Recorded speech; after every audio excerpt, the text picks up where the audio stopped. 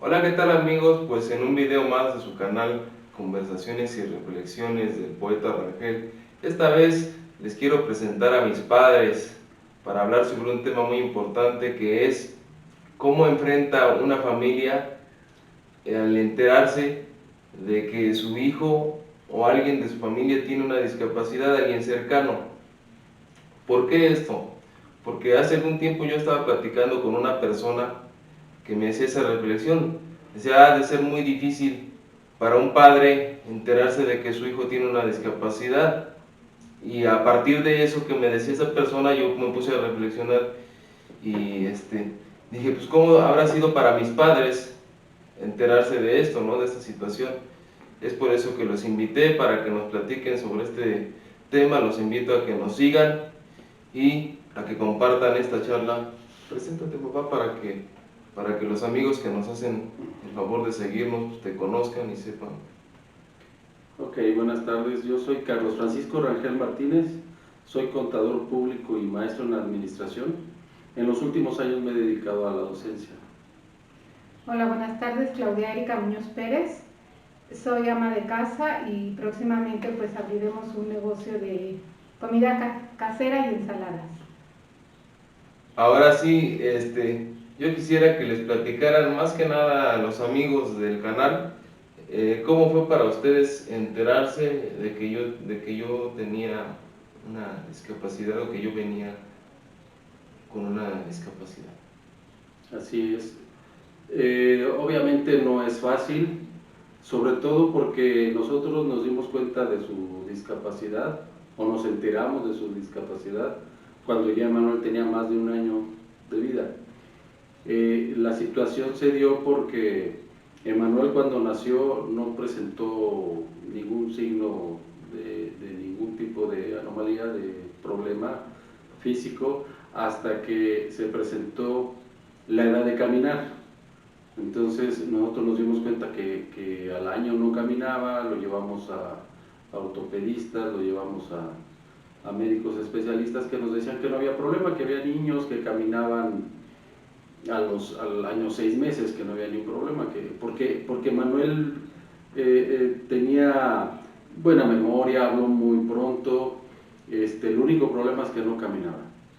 Y ese es el problema que enfrentamos nosotros los padres, el desconocimiento de las cosas. Ahora ya, después de unos años, ya los médicos hacen otro tipo de estudios cuando nacen, ya hemos conocido de la estimulación temprana, obviamente después de que pasó mucho tiempo de que Manuel nació. Cuando a nosotros nos dijeron que Manuel tenía ese problema fue porque el tío de mi esposa lo vio con algunas señales que a nosotros nos pasó por encima, no vimos esas señales, que el tío de mi esposa, que es médico, lo vio, le hizo un estudio con varios especialistas, ortopedista, con pediatras, con psicólogos, y determinaron que tenía un problema. Le hicieron un estudio y resultó que tenía una lesión cerebral. Cuando a mí me dijeron que Manuel tenía una lesión cerebral, yo no lo creí. Dije, no, ¿cómo crees? Eso es mentira, pues ve a tu hijo. Le decía yo a mi esposa, pues él habla, él tiene buena memoria, él era muy inteligente, es muy inteligente.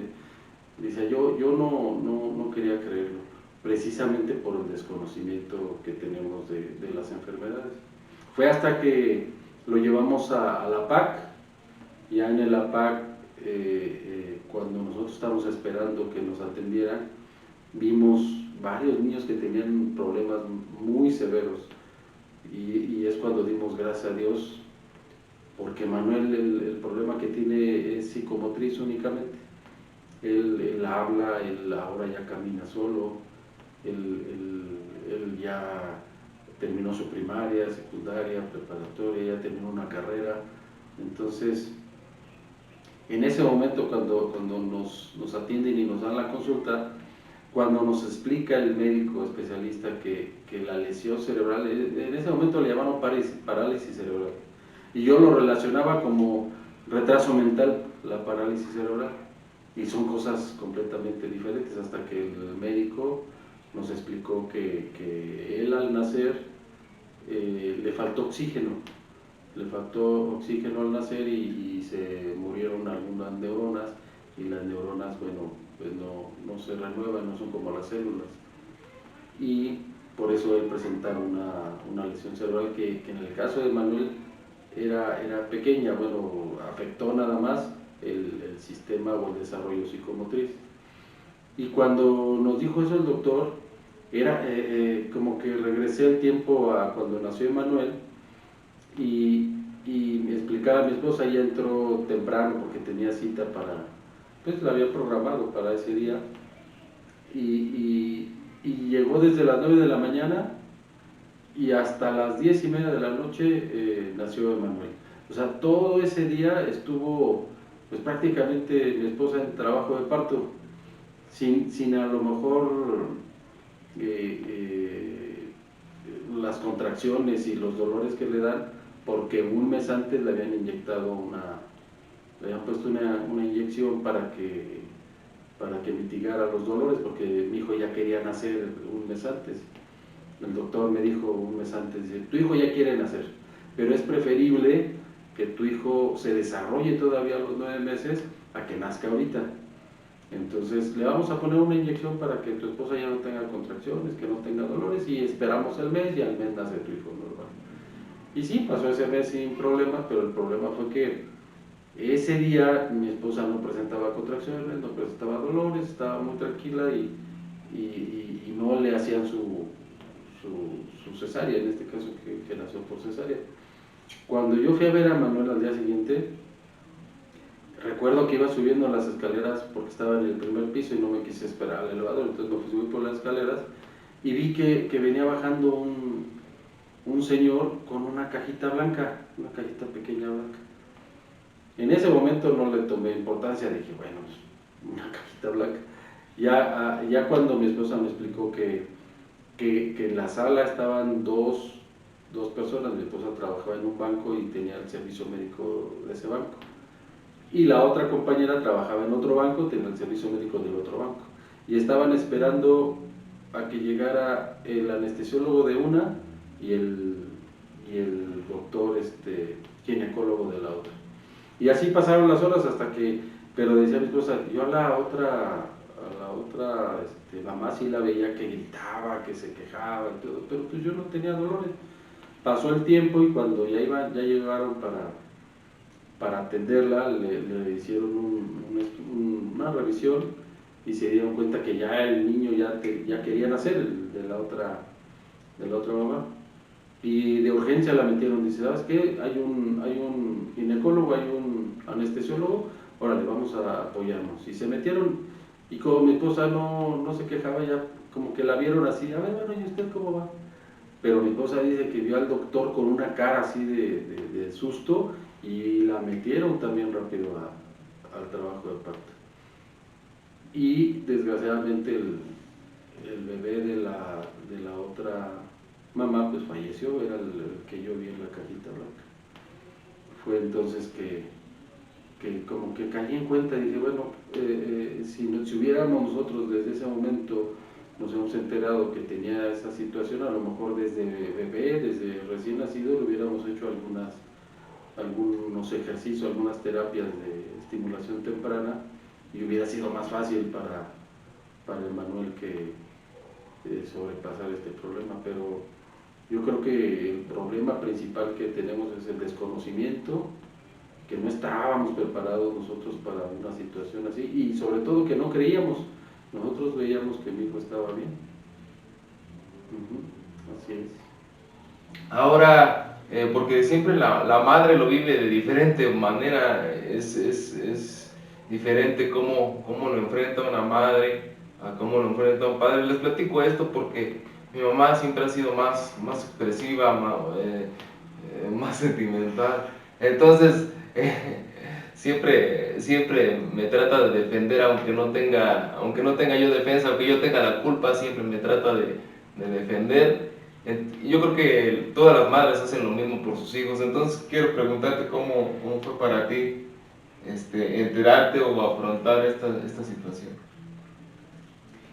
Bueno, como lo platica mi esposo, pues yo llegué al hospital únicamente a la cita y me detuvieron porque pues ya traía la dilatación. En ese momento yo me puse muy nerviosa porque iba sola. Entonces dije, no, pues ¿cómo me voy a quedar? Vengo sola. No, si ya traes dilatación te vas a quedar. Y entré en una crisis nerviosa que empecé a temblar toda completamente y me pusieron una inyección para tranquilizarme esos nervios. No sé realmente si fue por esa inyección o por la que me habían puesto un mes antes. Entonces ya me tranquilicé, le hablé a mi hermana y ya llegó y me subieron a trabajo de parto, pero efectivamente no tuve ni dolores, ni contracciones, ni se reventó la fuente. Me fueron a checar de las 11 de la mañana a la 1 y después hasta las 10 de la noche ya me dejaron todo ese tiempo de la 1 hasta las 10 sin revisarme. A las 10 revisaron al bebé, lo escucharon, ya se estaba pasando el parto y me dijeron, fírmate, vamos a hacer cesárea, al bebé le falta oxígeno. Me pusieron el oxígeno y tuve la cesárea. Y salí al día siguiente normal, en ningún momento me comentaron los doctores que mi hijo estaba mal ni nada. Y salimos a casa normal, efectivamente no nos enteramos de su problema. Conforme iba creciendo, mis hermanas sí me decían, tu hijo tiene algo, llévalo al pediatra, porque le costaba trabajo sentarse y los movimientos en sus piernas. Pero yo con el pediatra que lo llevaba me decía, es normal, hay niños que son flojos. Y hasta que iba a cumplir 1 año fue cuando entonces lo revisó mi tío, le hizo un electroencefalograma, lo llevé con otro pediatra, me dijo, y fue con el electrocardiograma y los antecedentes de cómo nació, que me dijo el pediatra que efectivamente tenía una parálisis cerebral infantil y que necesitaba terapias.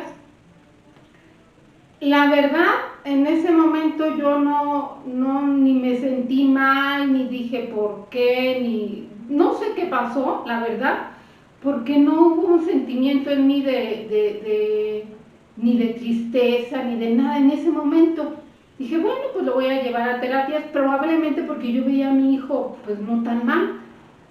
Entonces, a raíz de ese momento, él empezó a ir a terapias él también por medio del banco no las pagaban, él empezó a ir a terapias. A mí cuando realmente es cuando me llega el impacto de su problema fue cuando él entra a la secundaria, porque muy enamoradizo, muy enamoradizo, y entonces pues las muchachas no le hacían caso. Y llegaba a la casa llore, con un mar de lágrimas. Y cuando yo vi a mi hijo sufrir de esa manera, por el motivo de su problema, fue cuando me encerré en el cuarto y le dije, adiós, Señor, ¿por qué? ¿Por qué esta situación? Hasta entonces fue cuando, como que tuve conciencia de su problema. Y bien bonito porque abría la Biblia y el Señor me mostraba en un pasaje, porque yo le decía, nosotros no estábamos casados, entonces yo le preguntaba a Dios, bueno, ¿es porque estamos en pecado, porque no estamos casados, o por qué mi hijo nació así? ¿Por qué no me castigas mejor a mí? Y abro la Biblia y el Señor me dice en la palabra, un pasaje donde le preguntan a Jesús que por qué su hijo había nacido ciego, si por culpa de ellos, por culpa de él o por qué. Y Jesús les contesta, ni es por culpa de ellos ni es por culpa de él, él nació así para que mi nombre sea glorificado. Y eso a mí me trajo mucha paz. El solo abrir la Biblia y que haya caído en ese pasaje y que el Señor me contestara de esa manera, el Señor me dio paz y me dijo, mi nombre va a ser glorificado a través de tu hijo, y empecé a tener mucha confianza. Fue mi experiencia. Estamos seguros que si no fuera por Dios no pudiéramos haber conseguido nada de lo que hemos conseguido. Yo le doy gracias a Dios por mis padres. siempre que tengo la oportunidad, ya sea por este medio o en algún otro, siempre doy gracias a Dios por los padres que me tocaron, porque si no hubiera sido por ellos, no hubiera conseguido nada. Y gracias a todos a la bendición de Dios. Quiero preguntarles ahora si hicieron algún cambio en su vida porque yo llegué, o cómo fue que enfrentaron esta situación ya más adelante. Ajá, ya cuando aceptamos, cuando ya teníamos conciencia de la situación que teníamos que afrontar, porque eran terapias, era escuela especial, era inclusive hasta dieta especial. Nosotros pues seguimos en un principio las instrucciones de esta institución que nos envió a una escuela especial de la PAC. Nos indicó que lo lleváramos para que recibiera un tratamiento especial, escuelas especiales. Pero duró 2 días nada más Emanuel ahí. Emanuel, como les digo, antes del año ya avisaba que quería ir al baño, él habló muy claro, habló muy pronto, todo lo expresaba Emanuel, todo. Entonces, el primer día que fui por él, así como cansado, ¿cómo te fue, hijo? No, pues bien, pero así cansado. Pero ya el segundo día, lo que sí me hizo que lo sacara de esa escuela es que llegamos y lo estaban, ahí eran voluntarios los que atendían, entonces estaban en un grupo. Emanuel, vengo por Carlos Emanuel. Ah, Carlitos, mira, ay, ese Carlitos. Y como los tenían descanso, le estaban poniendo los zapatos. Dice, ay, Carlitos, se orinó Carlitos. Se orinó, él avisaba, él no tenía por qué orinar. Y ya me quedé callado, lo recogí, le pusimos sus calcetines, sus zapatos, nos fuimos. Ya lo senté en el asiento del copiloto, ya nos dirigimos a donde yo trabajaba. Y siempre platicaba yo con él, entonces platico con él y en un semáforo, no recuerdo qué le pregunté, y volteo y lo veo a Emanuel, pero así ido, completamente ido, con la mirada perdida. Y cuando lo veo, haga de cuenta que estaba viendo a otro niño que estaba ahí mismo en la sala con él, así con la mirada perdida, babeando, todo descuidado. Dije, no, mi hijo no es así. Mi hijo, él no entró así, no tiene por qué salir así, lo dejo más tiempo aquí y en lugar de avanzar va a retroceder. En ese momento me dirigí a otra escuela, a una escuela particular, a que lo atendieran y así fue. Entonces, sí, yo creo que tuvimos más atenciones para Emanuel, demandó más atenciones, eran terapias diarias, eran escuela especial, entonces sí demandó mucha atención de parte nuestra. Y yo creo que es lo que se merecen esos niños, que cualquier problema que tengan nosotros los atendamos. Si debemos de atenderlos aunque no tengan ningún problema. Imagínense cuando tienen alguna atención especial. Yo creo que eso es lo que ha funcionado para Emanuel, que sus padres han estado con él. Ahora quisiera que tú les platicaras a los amigos del canal cuál fue el cambio que tú en lo personal tuviste que hacer en tu vida, en los proyectos que tú tenías por atenderme. Pues el primer cambio fue en el tiempo, porque yo trabajaba. Entonces, como dice mi esposo, primero pues lo llevamos a la PAC, no nos gustó, buscamos una guardería particular. Estuvo yendo en una guardería particular, entonces lo llevaba a guardería, me iba a trabajar, regresaba por él y de ahí nos íbamos a la terapia saliendo. Entrábamos a la terapia a 8 o 9 de la noche, diario, de lunes a viernes era su terapia, y ya llegábamos a la casa como a las 10:30 más o menos de la noche. sí es un poco pesado, pero vale la pena. Reconozco que a veces los viernes yo ya terminaba muy cansada y ya no lo llevaba y nos quedábamos en casa, saliendo de trabajar pasaba por él, nos quedábamos en casa. También antes de entrar a guardería, mi familia lo ayudó, lo cuidó mi mamá mucho tiempo, lo cuidó mi cuñada mucho tiempo también. Tuvimos algunos problemas con algunas guarderías, entonces andábamos buscando dónde estuviera. El primer cambio pues fue ese, en el tiempo de que saliendo de trabajar teníamos que ir de lunes a viernes a las terapias.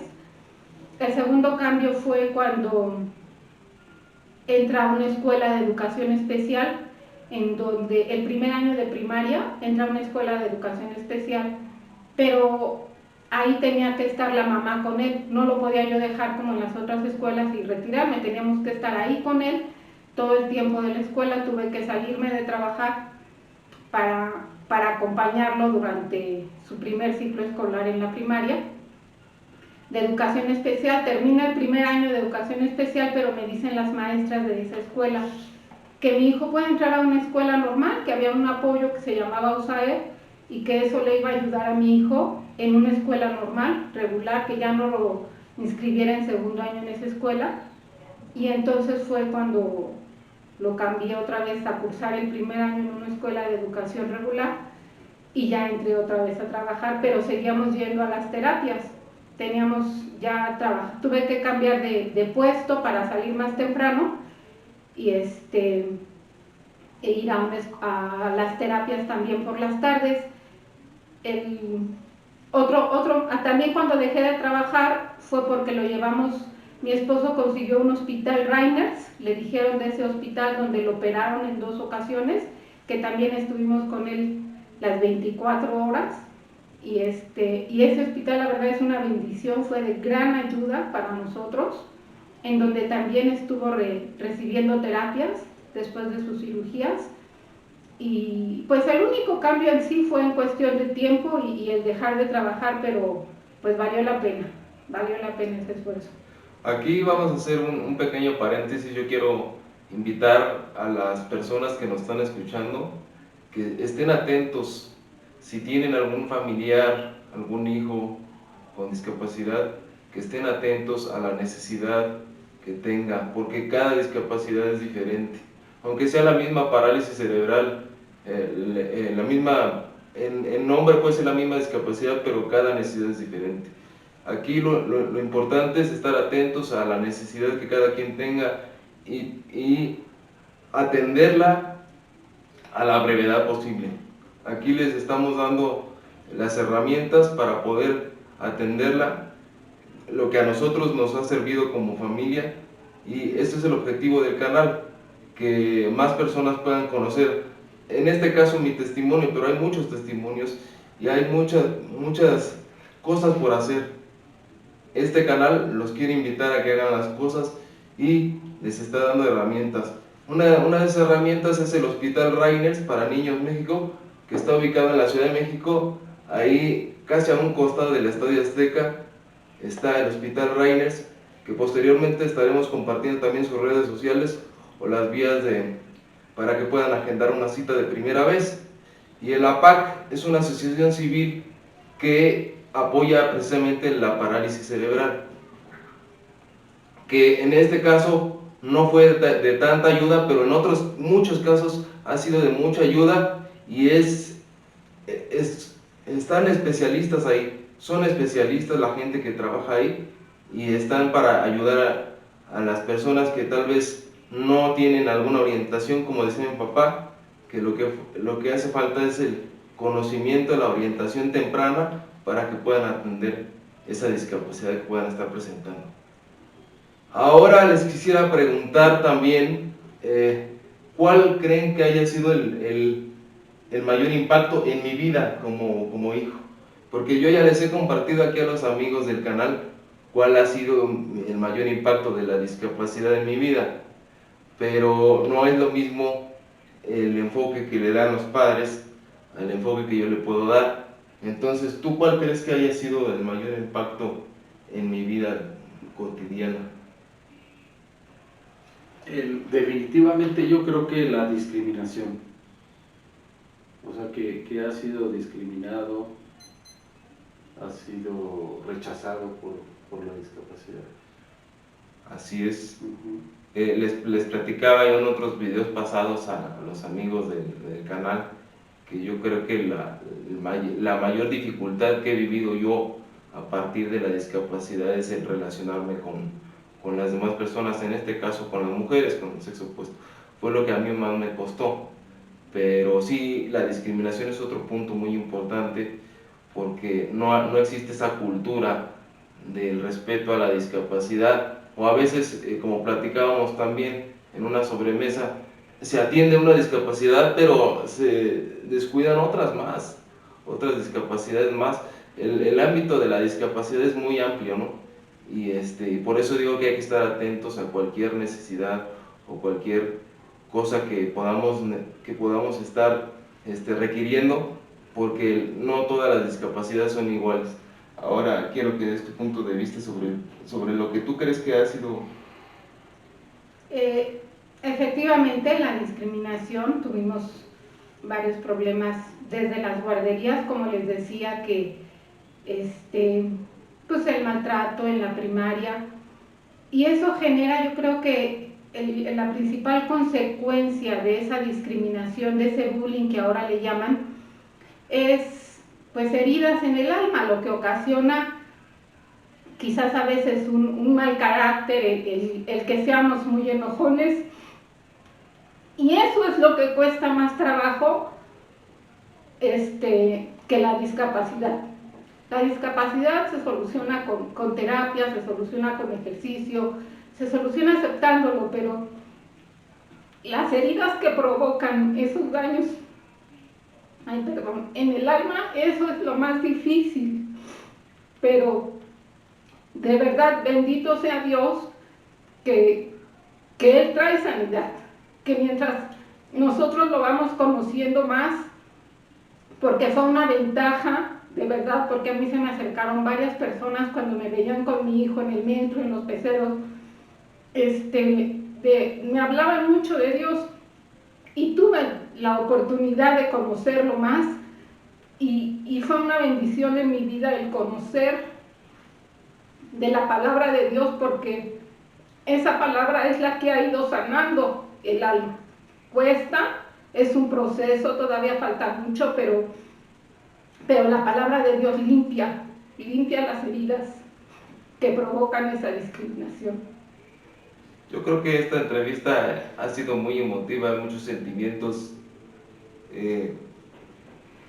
Les agradezco una vez más a mis padres por todo el apoyo y por haberse prestado a esta entrevista. Vamos a hacer un pequeño receso y yo creo que regresamos en unos minutos más.